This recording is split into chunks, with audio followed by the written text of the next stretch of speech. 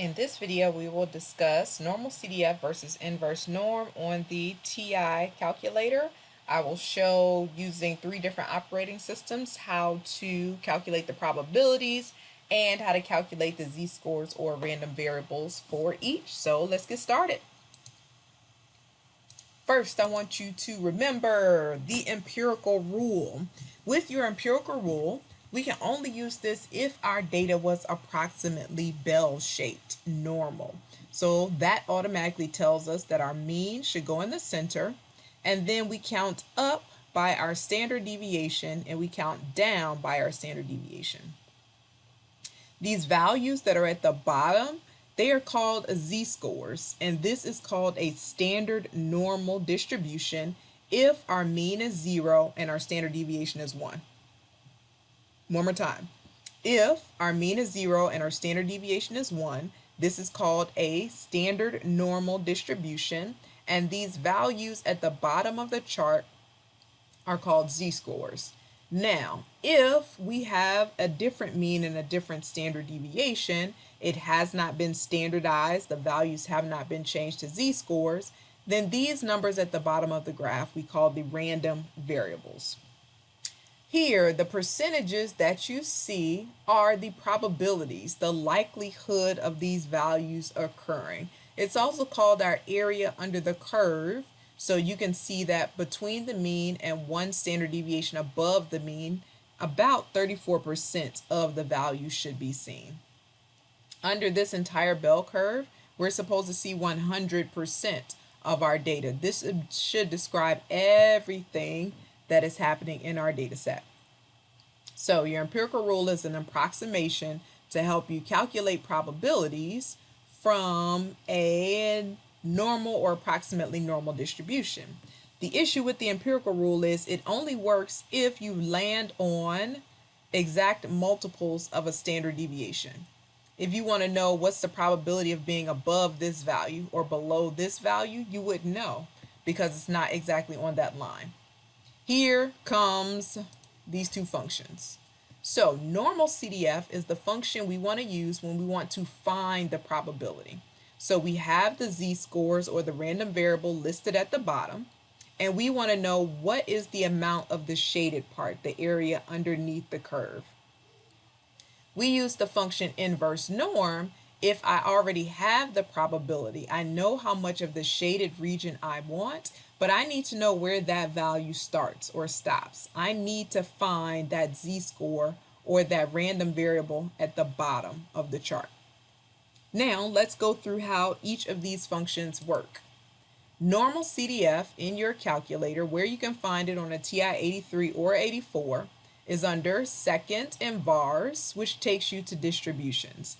Yes, this is the same place we went to for binomial PDF and binomial CDF. This function has 4 arguments. You need to enter your lower bound. So what's the smallest value on the left-hand side of your normal distribution? You have an upper bound. What's the largest value on the right-hand side of your graph that you want to find the area in between?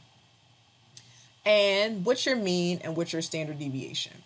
So with this one function and these 4 different parameters, this can look different based upon what you're trying to find the area of. If you're trying to find the area to the left of a value, then our lower bound, the smallest number on the left, is negative infinity. And in our calculator, we don't have a symbol for negative infinity, so what we have to do is create an approximation. So here's one way you can do that. The E that we're using is the double E above the comma sign. This is scientific notation.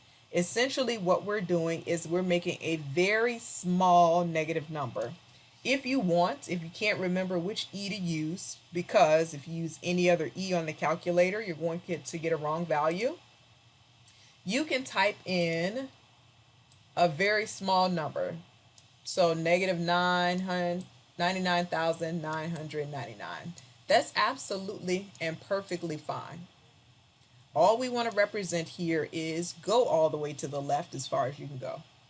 Then your upper bound is the stopping point for this region. Where am I trying to find the area of? Everything up to the left of this random variable. Remember, with normal CDF, in the majority of the problems, it could say less than a number or less than or equal to. And the way our homework software works is whatever number is in the problem, that's the number you're going to use. Then you enter your mean and your standard deviation, and you have your answer there. If you want to find the area to the right, then what classifies what represents your lower bound and your upper bound is going to look a little different. Now, your lower bound, the smallest number that you're trying to find the area from, is the x value in the problem. So it says find the area to the right of 2.3. We would plug in 2.3 here. Then here is your upper bound, positive infinity. Once again, if you don't remember that it's the double E above the comma sign, just plug in a very large number here. You can plug in 1,000,000. You can plug in whatever number you want, as long as it's a very large number. Then your mean and your standard deviation. You can also find the area that is in between two values. So here, your lower bound, what's the smaller value that you're trying to find, the probability in between? And then what's the larger value? So lower bound, number on the left, upper bound, number on the right.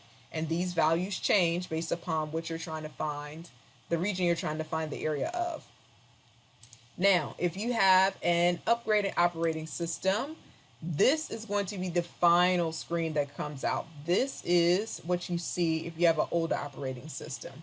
If you have a newer operating system, once you go to distributions and normal CDF, you have menu prompts. So we'll say, what is your lower? So this is the same thing as the first argument here.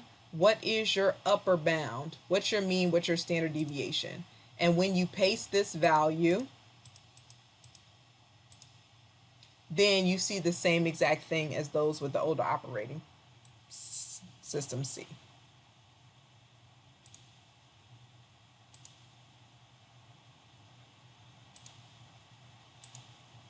Okay, moving on.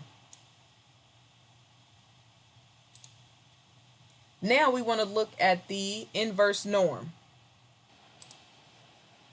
Now, inverse norm.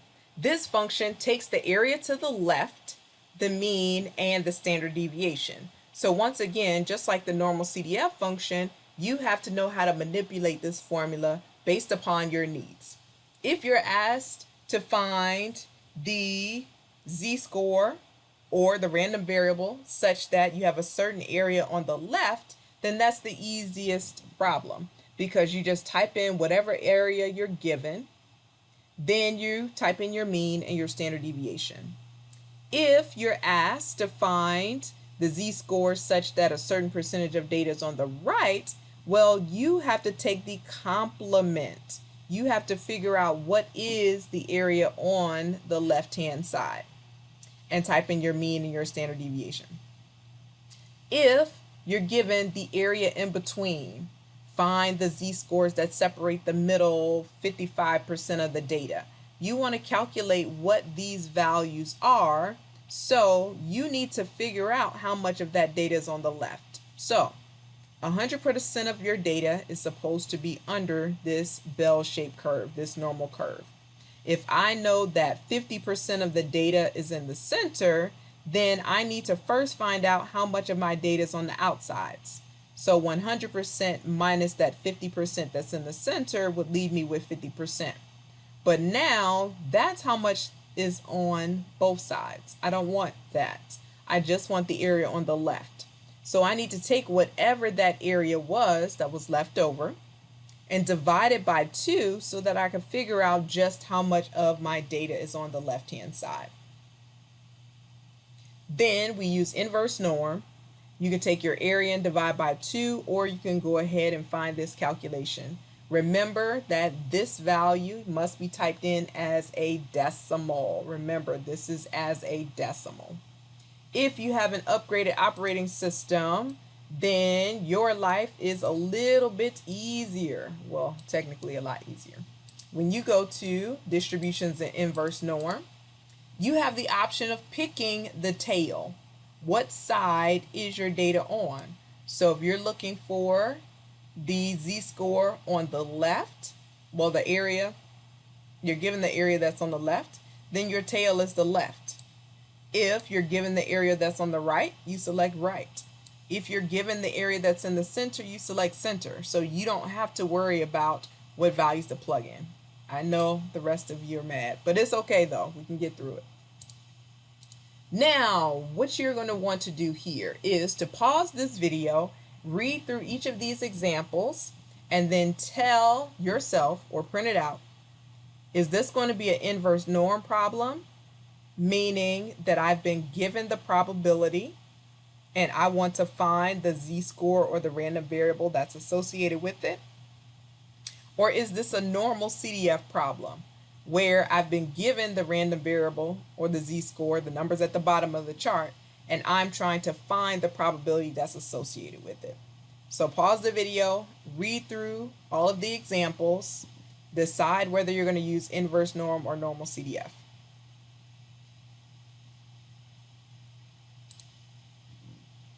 Okay, so now check your answers.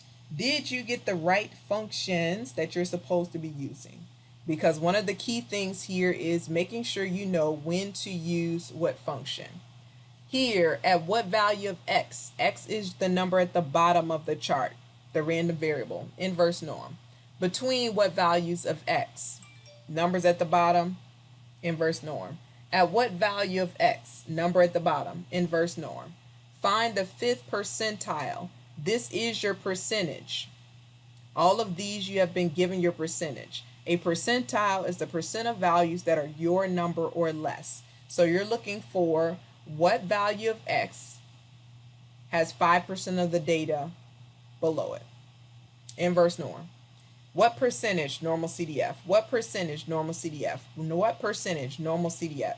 What is the minimum IQ score? That's the number at the bottom, the random variable. So that's inverse norm. This notation says 24% of your data is on the right. This notation, Z sub alpha, means 24% of your data is on the right. You have to memorize that. This notation means area on the right. So whatever alpha is, that means that's on the right. Since you have the percentage already, this is inverse norm. Next, what we're going to do is to go down each column and solve each of these problems. So you want to pause the video again. You want to work out all the values in the first column. And then we're going to go through that, work out all the values in the second column. We're going to go through that, work out all the values in the third column. We're going to go through that.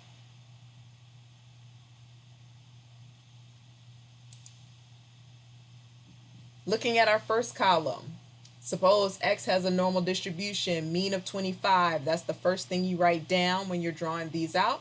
Standard deviation of 5, add 5 on the left, add 5 on the right. At what value of x? We're looking for the number at the bottom.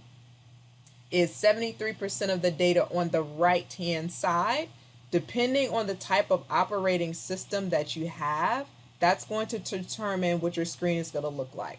We're going to second in vars. We're going down to inverse norm.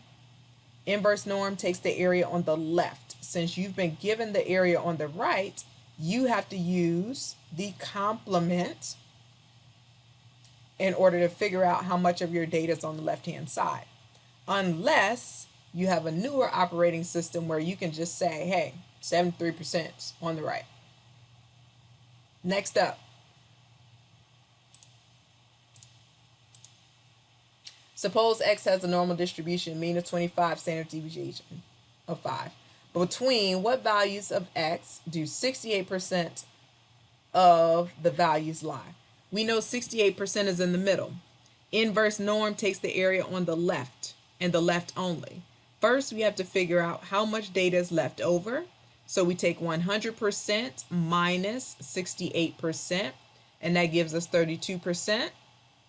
Then we need to figure out how much is just on the left-hand side. So since this distribution is symmetric, we divide it in 2. So 32 divided by 2 would give us something, 16. So you can either just put 0.16 here, or you can let the calculator do more of the work. If you have the newest operating system, you just select center and you're done. So here, you have just the value on the left. You know it is 20 when you round it to the whole value.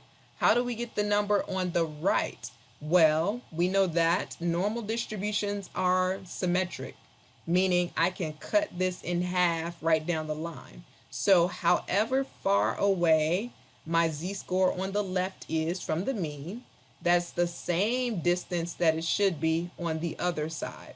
So 25 minus 20, that's 5 units away on the left.